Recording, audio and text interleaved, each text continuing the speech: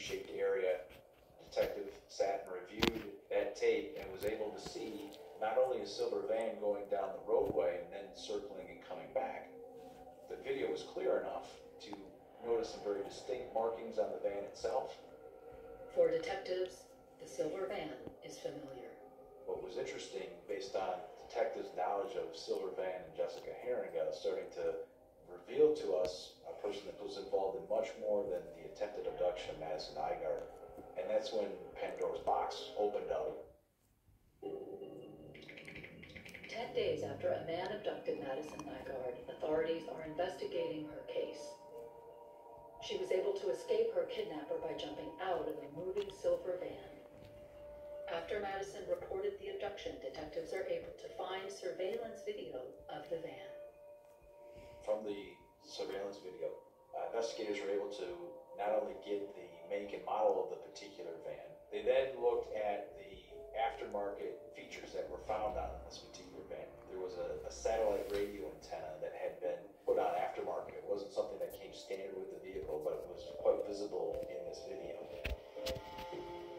From there, investigators were able to take all the features that they had of the particular van and go through a VIN list and essentially narrow down from that list vans registered to people here in the Muskegon County area. So that list went from roughly 32,000 vehicles down to about 20 to 25 vehicles. While investigators begin tracking down every resident on the list, Madison recovers in the hospital. She just told me everything that happened, and we just sat on that bed at the hospital and I just held her. And she told me that when I was running and he pointed a gun at her. And she said, I turned around and looked at him and said, please don't kill me. I have a mom. It's heartbreaking that you weren't there for your kid. Especially at the time that she needs you the most, you weren't there. At the hospital, it was hard for me to sleep. I had anxiety all the time. Terrified this guy was going to end up finding me again. Knowing that the guy was still out there and nobody knows who this man is, and it was really scary. I was definitely not going through the best time. Over 2 weeks after Madison's abduction, investigators track down every person in the area who owns a silver van. One man, Jeffrey Willis, stands out. He worked for a local manufacturer. His van was in the parking lot, and investigators were able to kind of look inside the vehicle through the window and see from the inside certain things that Madison had described to investigators that were unusual or that were something that would separate this van from other vans. Based upon all that, investigators put together what we call a photo lineup. I recognized him. I'm still not sure that was him. She immediately picked out Jeff Willis as the guy who had tried to abduct her. It was absolutely quite nerve-wracking to see his face. We had no idea who he was. Never met him in my life. Investigators bring Jeffrey Willis down to the station for questioning.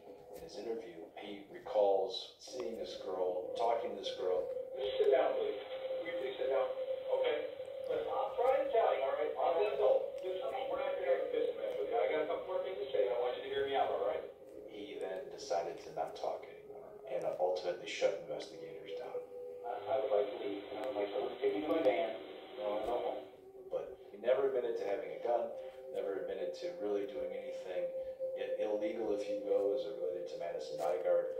Based on all the evidence so far, the matching van, the photo lineup, and now Jeffrey Willis admitting he knew Madison Nygaard, investigators obtained a search warrant for his house and van.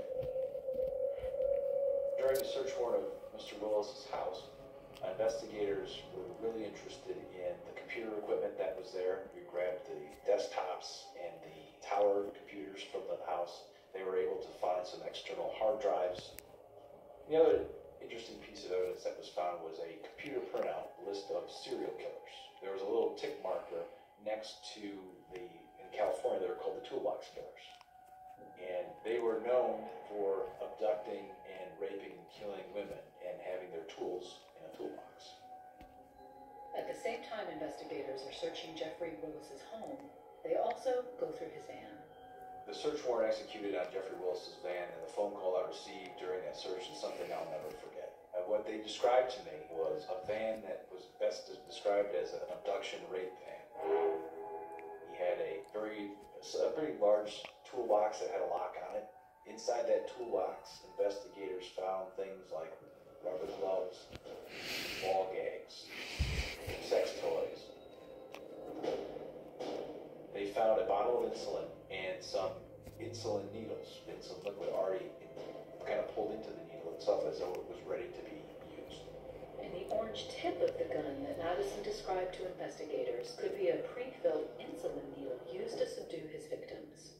More significantly, investigators find underneath the driver's seat a small case that held a Walther .22 pistol with some ammunition and loaded, obviously. The bullet casing found at the location where Madison jumped from the car was also from a Walther .22 pistol.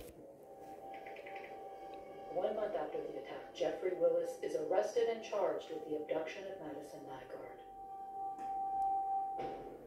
I got a phone call from the detective, and he had told me that they got him. So he said, we got him. I was pretty relieved once he